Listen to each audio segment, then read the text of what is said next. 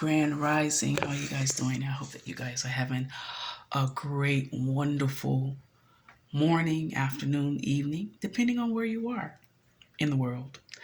I want to talk to you about something that I don't think that a lot of people are talking about, particularly us sisters, but I do believe it needs to be addressed. There is an error. There is erroneous belief systems and doctrines that are being pushed in the camp of the Israelites. And it stems from a mindset that I believe a lot of our men, are plagued with. I believe that it is a bondage that our men have. And we as the sisters of Yasharel, the women of the Most High, we have to help the men understand where they're being bound at so that they can be free. Because a lot of our men don't even recognize that it's a form of bondage. They only look at it, as liberty. And the bondage I'm talking about is the bondage of what is called polygamy. The bondage of our men not being able to stay with one woman, one wife. And I thought it was just like sporadic here and there. And no, this is not reflective of anything I'm going through. The devil is an entire lie. But this is something that I've noticed in the past few weeks, few months, and stuff that I've heard, years, that a lot of our men really believe that they can't be faithful to one woman, that they're not supposed to have one wife. And so now, especially because more and more of us are beginning to understand that we are Israel, that we are the chosen people,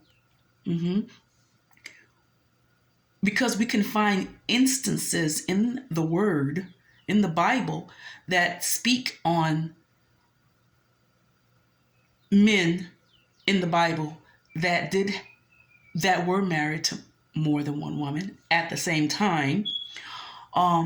We can speak to men who we revere as wise and royalty that not only had more than one wife at the same time, but that had concubines. And because we can find these instances in the Word, this somehow is supposed to justify polygamy. This is supposed to justify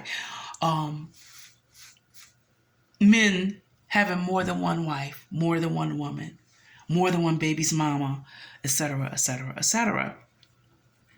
And I don't believe in, I know this sounds kind of self-serving because I am a woman, but I'm coming at you and please understand, my brothers, I love you. I have no physical sisters. I have 4 brothers, 4 biological brothers.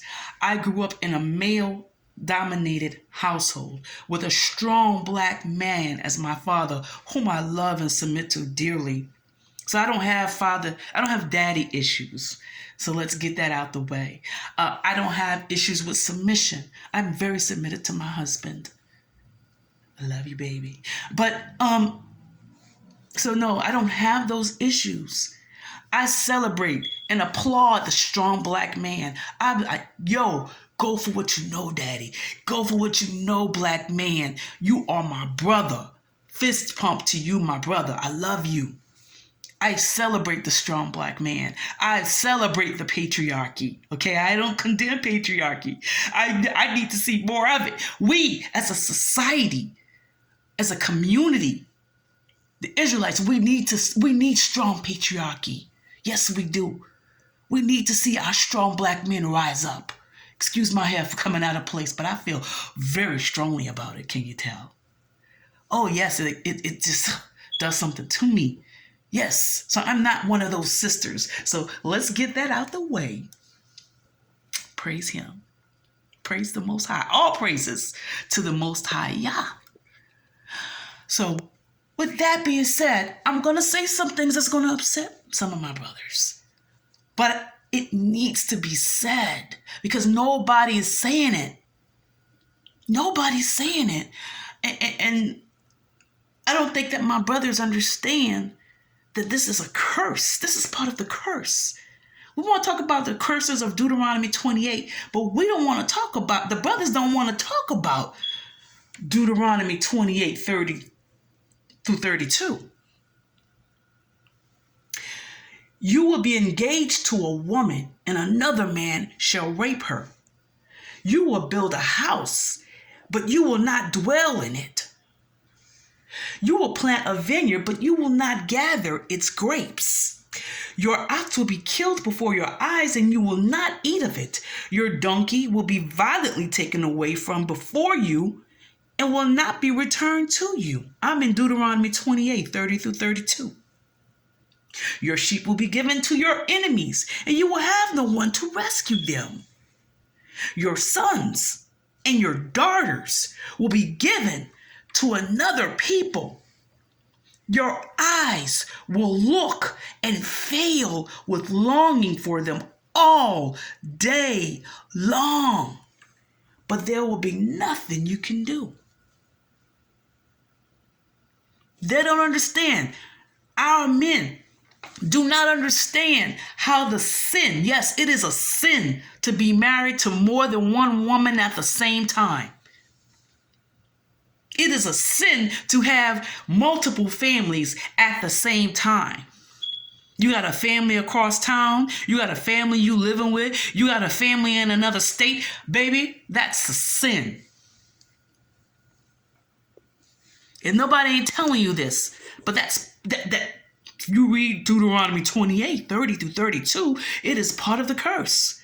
But nobody's told you this.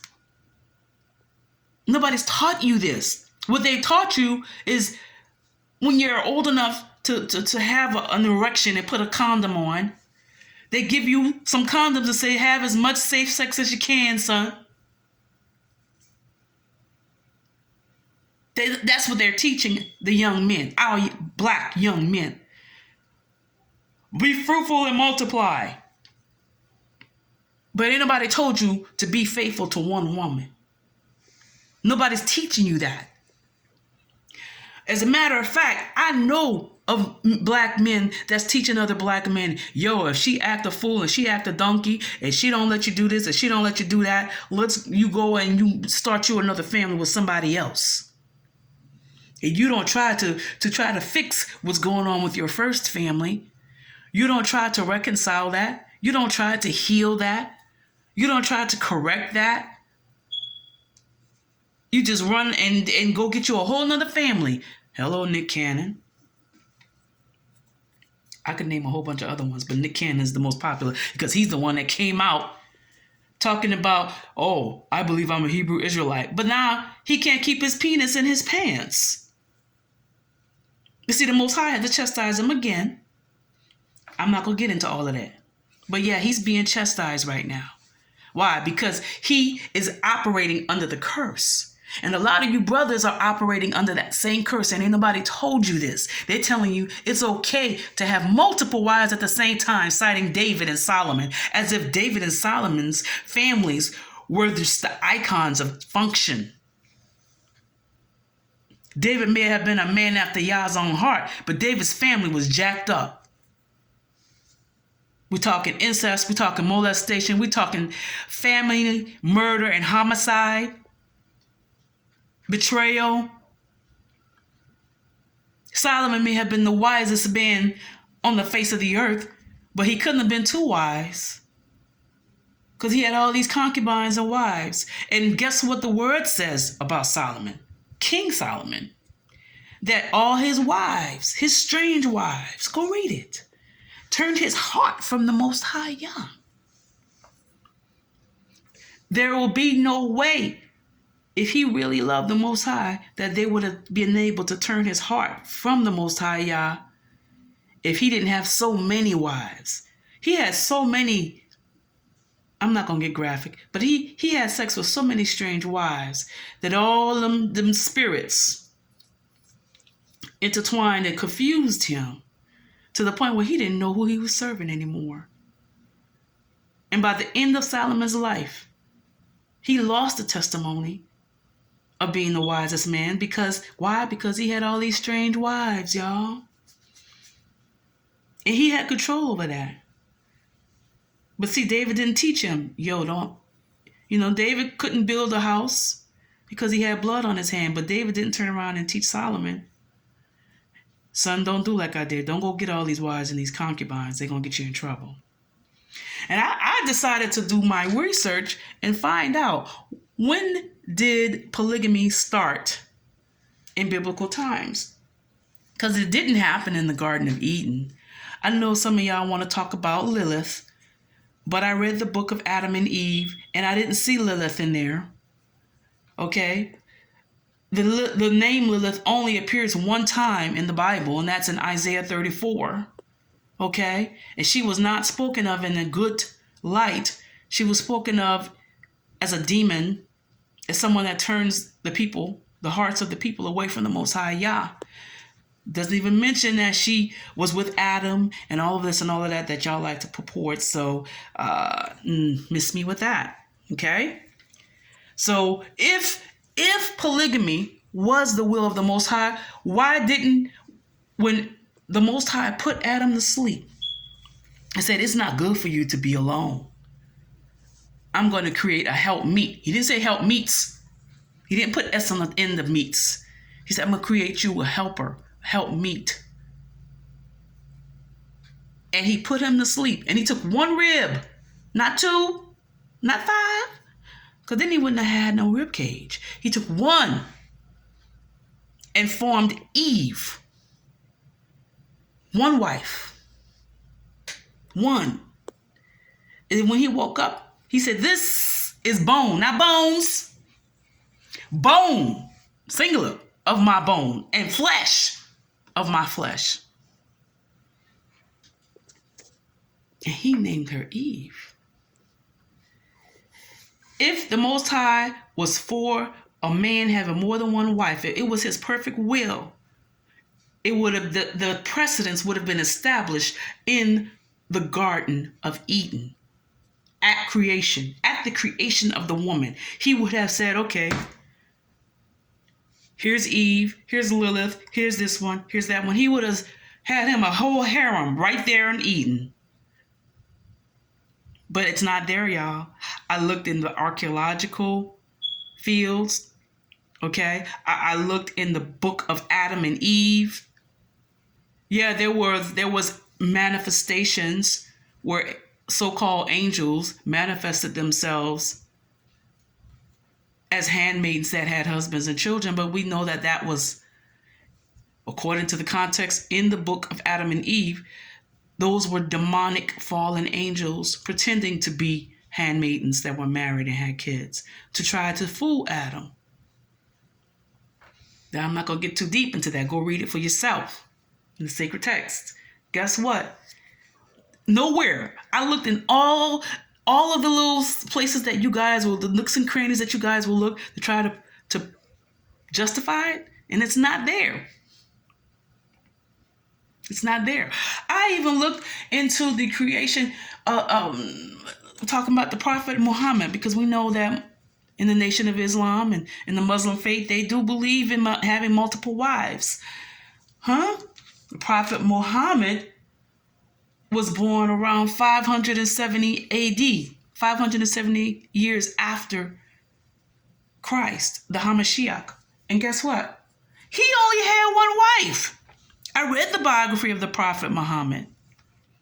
He was born around Mecca. He had one wife. He had one wife. The Prophet Muhammad, that supposedly created the Muslim faith that you guys say, hey, they had multiple wives. He only had one. Go check it out for yourself. He only had one wife. And she died, and his uncle died. Those were the two people, the two relatives in Prophet Muhammad's life that supported him